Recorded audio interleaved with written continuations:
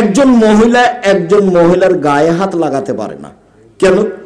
ফাতানাতহালে জাওজিহা কান্নাহু ইয়ানজুরু ইলাইহা, যদি গায়ে হাত লাগায় তাহলে তার শরীরটা নরম, সাদা না শক্ত এটাও বুঝবে। তখন সে তার স্বামীর সামনে বলবে, তার বাপ ভাইয়ের সামনে বলবে, তখন তার স্বামী তাকে অন্তরের চোখে দেখবে। একটা মেয়েকে অন্তরের চোখে দেখা হারাম। তাহলে একজন মৌলানা সাহেব হাই স্কুলে ছেলে মেয়ে একসাথে বসে পড়ে, সেখানে শিক্ষকতা করতে পারে কি করে? কলেজ তো থাকলোই।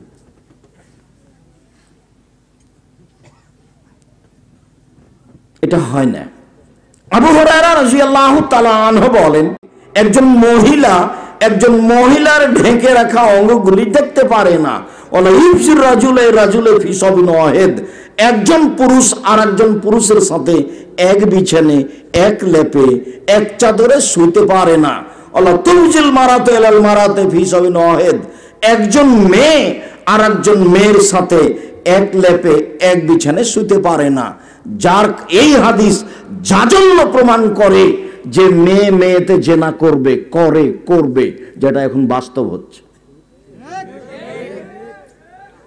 কিভাবে সেটা পরের কথা, কিন্তু নারী যে জেনা করে, যার কারণে রাসূল সাল্লাল্লাহু আলাইহি ওয়াসাল্লাম টোটালি নাকচ করে দিয়েছে। একজন মহিলা আর একজন মহিলার সাথে থাকতে পাবে না, এক বিছানে থাকতে পাবে না, এক কাপড়ে থাকতে পাবে না, এক লেপের নিচে থাকতে পাবে না। হাদিস বুখারী মুসলিম, টোটালেই নিষেধ। তাহলে হলুদ মাখাতে পারে কি করে? হলুদ ছাড়াই। মুরব্বীদেরকে নিয়ে বিবাহ করতে যেতে হবে, বিবাহের বৈঠকে কোনো কিছু থাকবে না, কিবলামুখী হয়ে বসতে হবে না। কি হলো? আপনারা কথা বললেন না, একজন কাজ করছে, ওই নিয়ে যাবে। আচ্ছা, ওকে, একজন নিয়ে যান, একজন ধরে নিয়ে যান, একজন বা দুইজন। সম্মানিত দ্বীনী ভাই বোন, বলছিলাম যে রাসূল সাল্লাল্লাহু আলাইহি সাল্লামের পদ্ধতিতে বিবাহ পড়াবেন। বিবাহের বৈঠকে বরকে কেবলামুখী থাকতে হবে না, মোহর কম বাঁধতে হবে, ফাঁকি দেওয়া মোহর বাঁধতে হবে না। বিবাহ পড়ানোর পরে যেসব পদ্ধতি আছে সেগুলো একটাও জায়েজ নয়। বউ বাড়িতে নিয়ে গিয়ে সেই বাড়িতে বাসর ঘর সাজাতে হবে, এ কথাই ঠিক। বাপ মা সাজাবে, তোমরা ওকে ছাড়লে কেন? অজব কথা। থাকবে কেন? নিয়ে যাও, ও তো বুঝে না।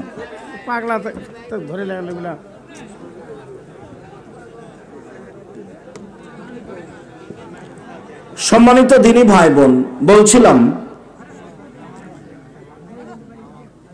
বিবাহ করে স্ত্রী বাড়িতে নিয়ে গিয়ে কোনো প্রকার অনুষ্ঠান হবে না।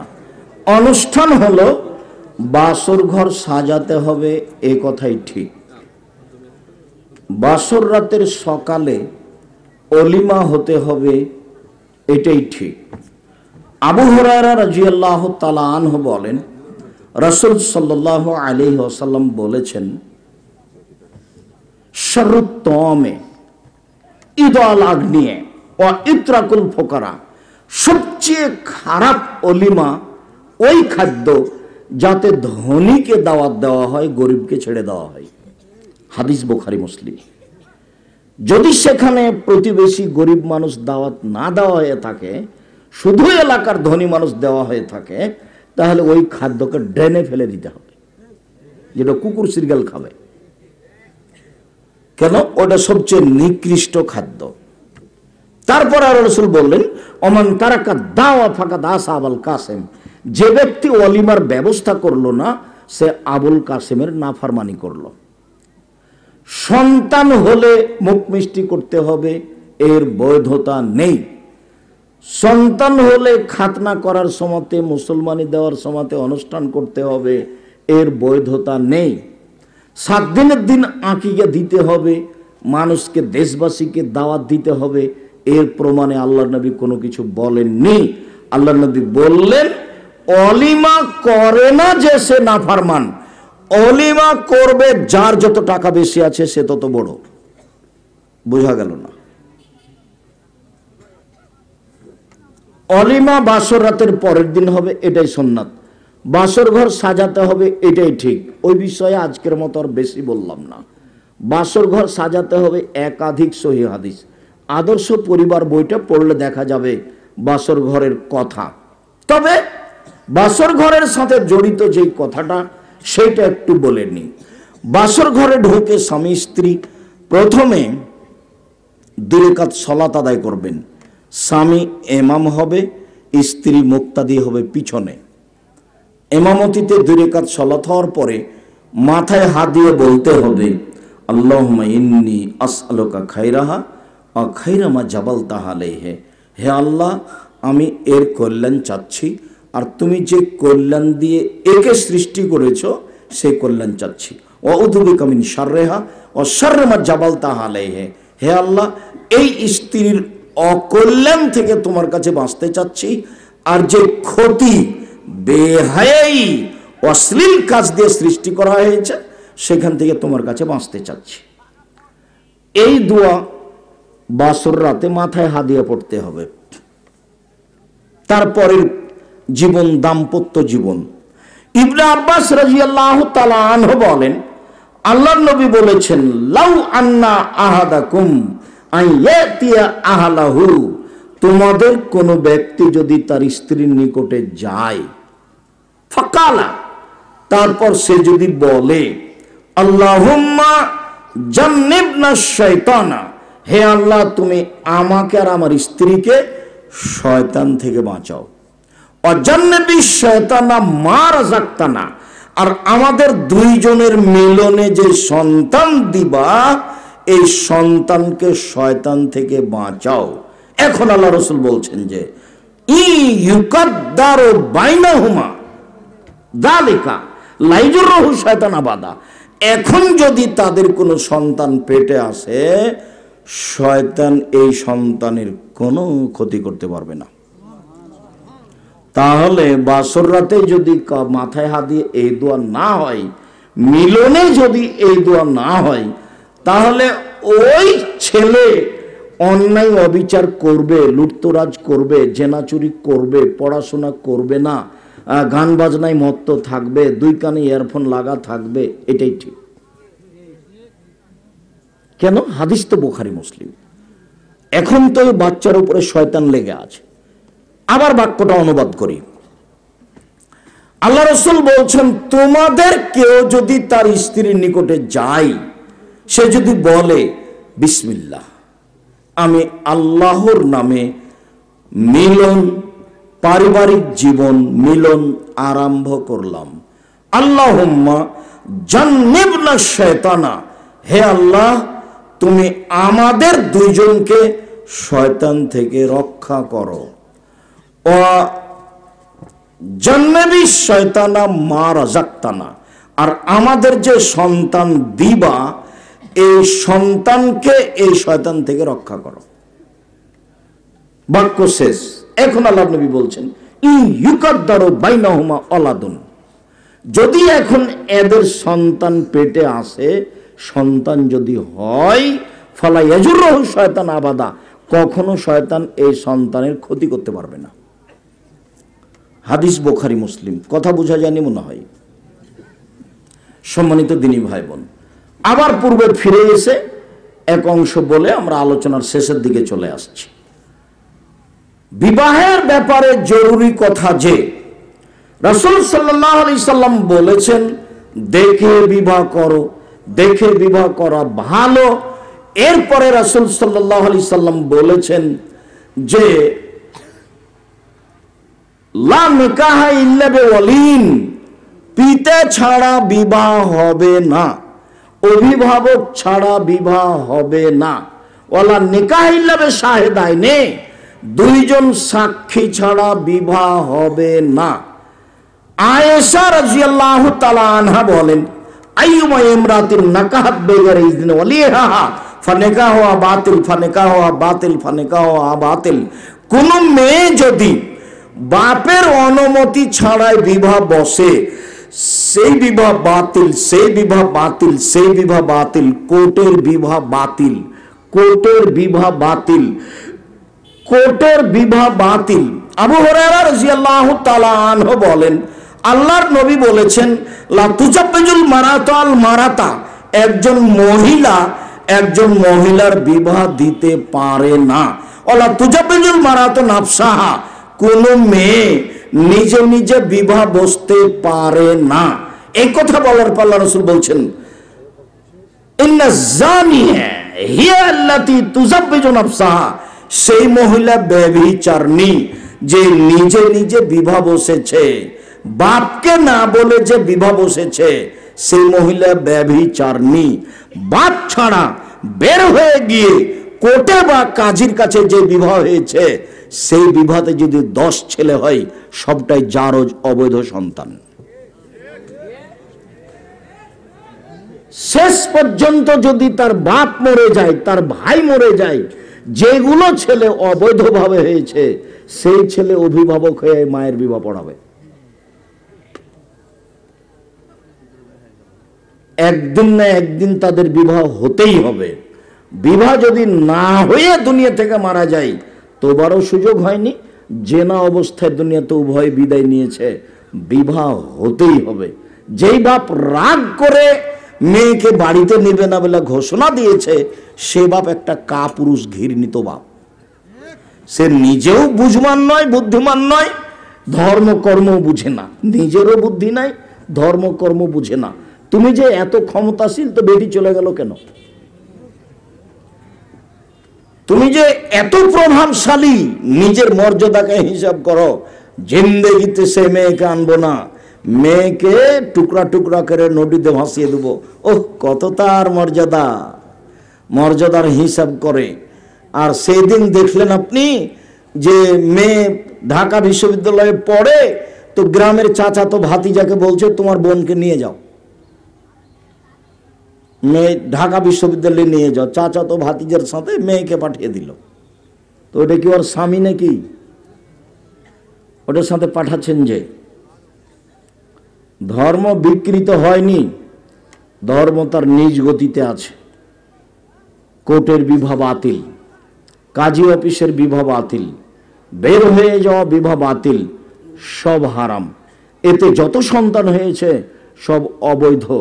আজ হোক আর কাল হোক, দুইজন সাক্ষী নিয়ে, বাপের উপস্থিতিতে, বাপ মারা গেলে চাচার উপস্থিতিতে, চাচা মারা গেলে তার নিজ ভাইয়ের উপস্থিতিতে, তার ভাই না থাকলে তার গ্রাম্য দায়িত্বশীলের উপস্থিতিতে বিবাহ হতেই হবে। সম্মানিত দিনী ভাই বোন, এখন আপনার সংসার হোক, ছেলে মেয়ে লালন পালন করেন, রাসূলের পদ্ধতিতে করেন।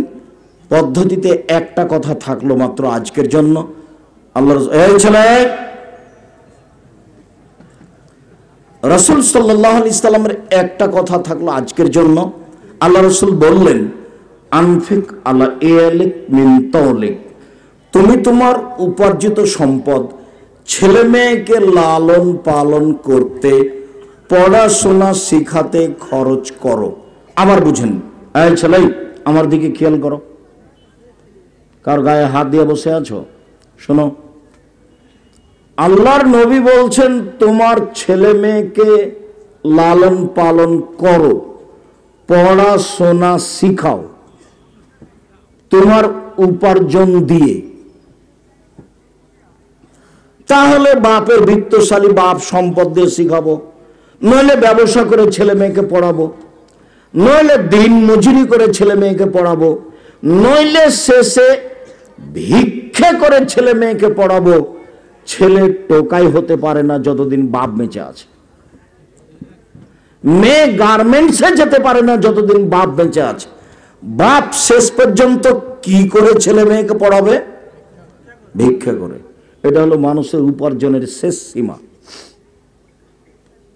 ভিক্ষাটা মানুষের উপার্জনের শেষ সীমা।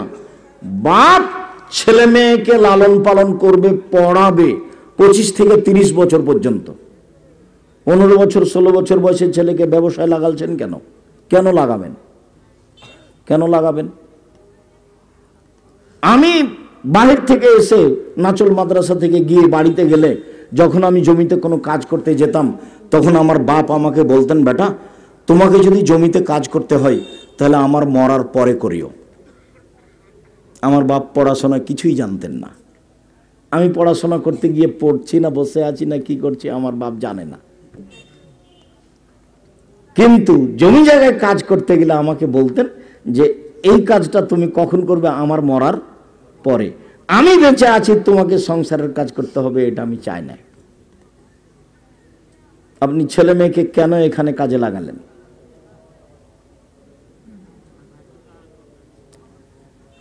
আর আরেকটা কথা যেটা যখন তখন বলে থাকি সেটা হলো, এটা একটা দুঃখজনক কথা, এটা একটা স্বাভাবিক কথা। সেটা হলো এই যে বড় পাথার বা মাঝিরা বা শাহজাহান ইউনিয়নের জনৈক ছেলে খুব মেধাবী, লন্ডন থেকে পড়ে এসেছে, পিজি হাসপাতালের বড় ডাক্তার, 3 লক্ষ টাকা মাসে বেতন। তো সেদিন গ্রামে আসলো কুরবানির আগে, গাড়ি থেকে নামলো, দেখলাম পরনে প্যান্ট আছে, টাকনুর নিচে আছে, গলায় টাই আছে, দাড়ি চাঁচা আছে, হাতে সিগারেট আছে। কিছুক্ষণ পরে বৌমা গাড়ি থেকে নামলো, গায়ে হালকা হালকা কাপড় আছে। একটু পরে নাতনি গাড়ি থেকে নামলো, গায়ে তেমন কাপড় নাই। দেখা গেল গাড়ির পিছন দিকে কুকুর আছে।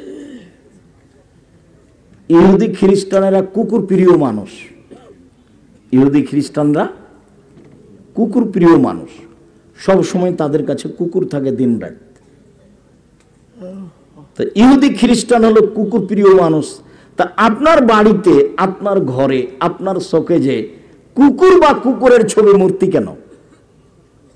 এটা কি? আপনার বাড়িতে এতগুলো পুতুল কেন? শোনেন, এখন যারা বসে আছেন, শুধু এখন নয়, বগুড়াতে যত পরিবার যাদের সামনে আমি আব্দুর রাজ্জাক বিন ইউসুফ কথা বলছি, তাদের বাড়িতে যদি কোনো প্রকার ছবি মূর্তি পুতুল থাকে, ও সত্যই মুনাফিক। ও আমার বক্তব্যের সাথে মুনাফিকি করেছে, ও সত্যই মুনাফিক, আমার বক্তব্যের সাথে মুনাফিকি করেছে। আল্লাহে আল্লাহর কসম, আল্লাহে আল্লাহর কসম, আল্লাহে আল্লাহর কসম, দীর্ঘ 33 বছর আমি কোনোদিনও অপ্রয়োজনীয় কথা বলিনি। আপনি আমার বক্তব্যের সাথে মুনাফিকি করেছেন। আজকে বাড়িতে গিয়ে ঘুমাতে পাবেন না।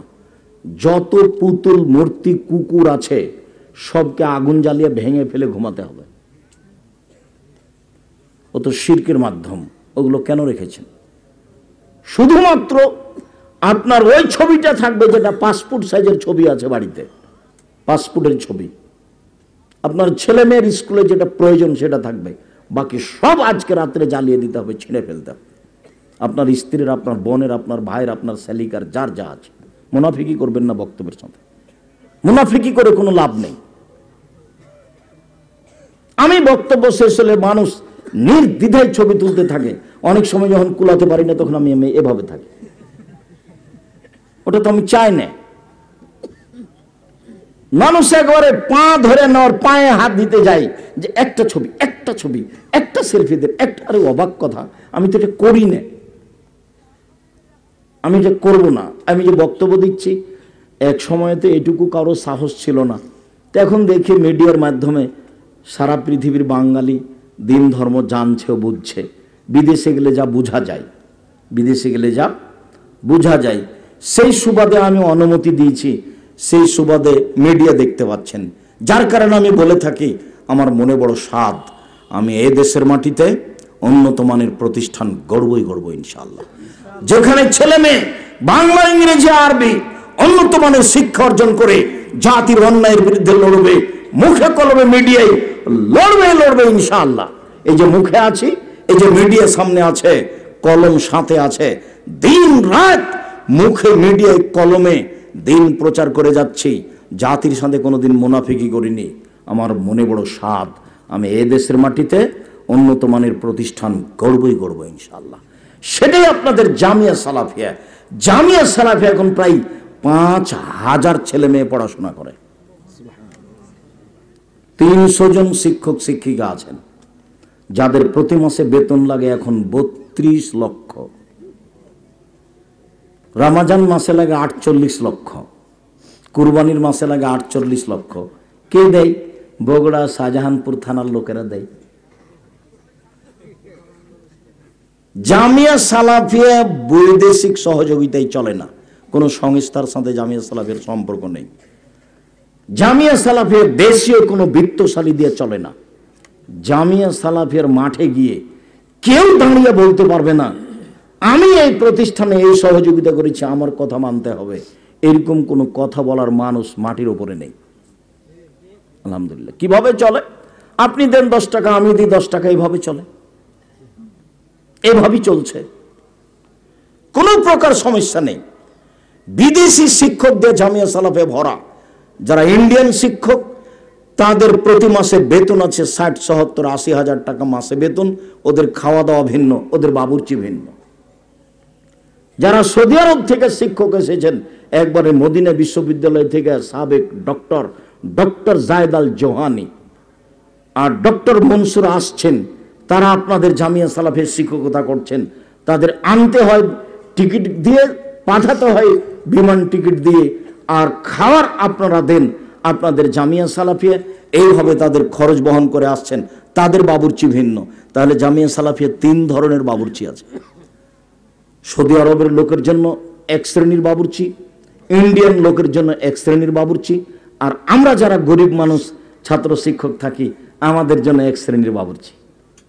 যদিও আমি আপনাদের জামিয়া সালাফের একসঙ্গে খাই না, যদি খাই তাহলে আমি টাকা দিয়ে দেবো ইনশাল্লাহ। আমি জামিয়া সালাফের কাছে 1 মিনিটের জন্য ঋণী হতে রাজি নই। আপনারা জামিয়া সালাফিয়া ডাঙ্গিপাড়ার মসজিদ করে ফেলেছেন, আর আপনারা জামিয়া সালাফিয়া রূপগঞ্জ, নারায়ণগঞ্জ, ঢাকায় মসজিদের কাজ আরম্ভ করেছেন 2 একর জমির উপরে। কতখানি? 2 একর, 6 বিঘা, যার একতলায় 10,000 মানুষ সালাত আদায় করতে পারবে। কিভাবে হবে? হবে একদিন ইনশাআল্লাহ।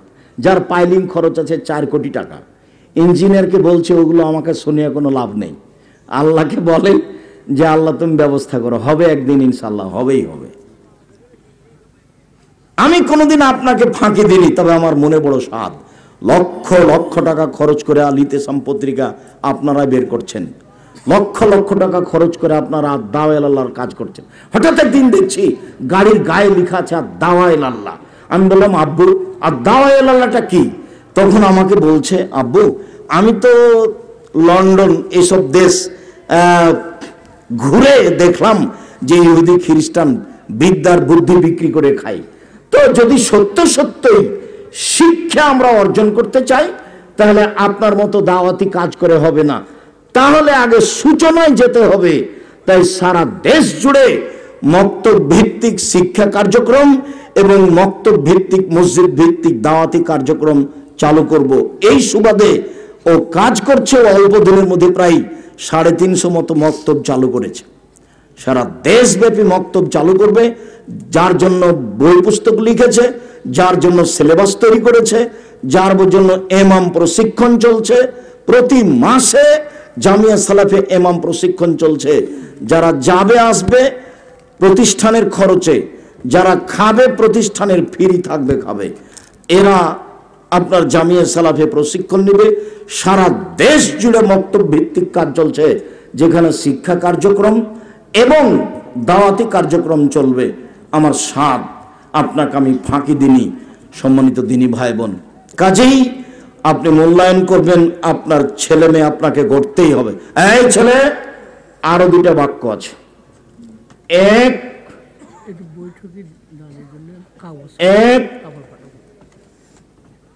আপনি নিজ খরচে ছেলে মেয়েকে লালন পালন করবেন।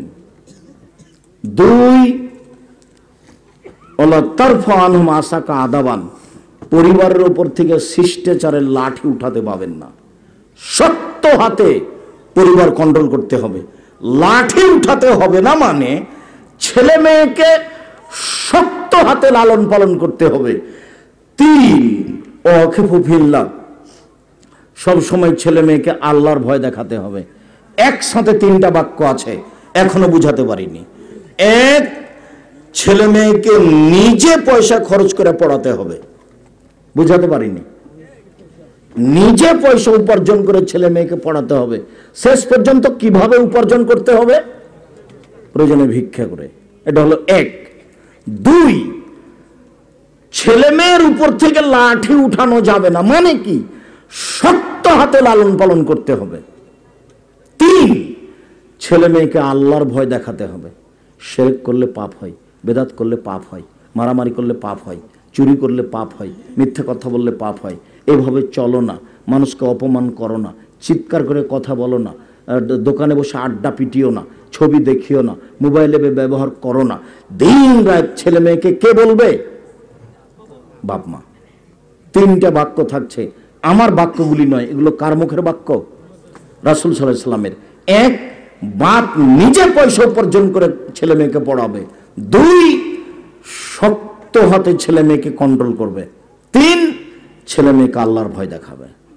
সম্মানিত দিনী ভাই বোন, বিবাহ ছেলে মেয়ে লালন পালনের আপাতত আজকের মতো সংক্ষিপ্ত কথা বলে, যেহেতু এই প্রতিষ্ঠানের অবস্থা ভালো এখন বুঝতে পারছেন, আজকের এবছরে বুঝতে পারলেন। আপনারা অনেক পয়সা দান করেছেন, এটাও বুঝলাম। আপনারা সবাই যার যতটুকু সম্ভব দান করে যাবেন। আর যেসব বই পুস্তক আছে,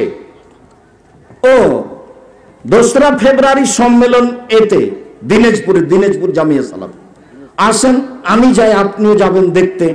আর 7-8 মার্চ হলো রূপগঞ্জ নারায়ণগঞ্জ, প্রায় 51 বিঘা জমির উপরে ওই প্রতিষ্ঠান যাবেন।